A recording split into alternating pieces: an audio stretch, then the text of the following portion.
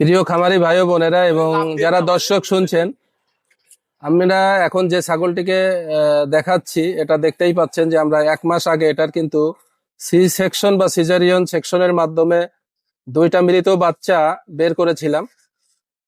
ছাগলটির অবস্থা খুবই নাজুক ছিল। সেদিন আমরা একটা ভিডিওতে সেটা দেখিয়েছিলাম। তো খামারির অদম্য ইচ্ছা ছিল যে ছাগলটি যাতে বাঁচে, বাচ্চা যেহেতু মারাই গেছে, তো ওনার ইচ্ছাই কিন্তু এটি আমরা করেছিলাম। তো আলহামদুলিল্লাহ খুব সুন্দরভাবে ছাগলটি কিন্তু সেরে উঠছে।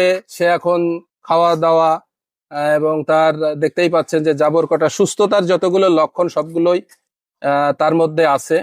তো আমি একটু খামারিকে জিজ্ঞাসা করব যে আপনি যে এই যে এত আগ্রহী হলেন, কেন এত আস্থা বা বিশ্বাস আপনার কেন আসলো যে এটা অপারেশন করলে ভালো হয়ে যাবে? আর আগে একটু করছিলাম ছাড় ছাড়ে, আর আগে একটু ছাগল সিজার করছিল, এই ছাগলটা এরকম সাইডে গেল, সুস্থই আছে। এই জন্য আমি আগ্রহ করিয়া এটাও আবার লিয়ে আসি। তো এটাও ইনশাল্লাহ, হ্যাঁ, এটাও আল্লাহর মধ্যে এখন ভালো হচ্ছে, আলহামদুলিল্লাহ ভালো হয়ে গেছে। তো বুঝতেই পারছেন অনেকে আসলে ছাগল উঠতেই পারে নাই, ছাগল এই না বাচ্চা অবস্থায় সিজার করছে।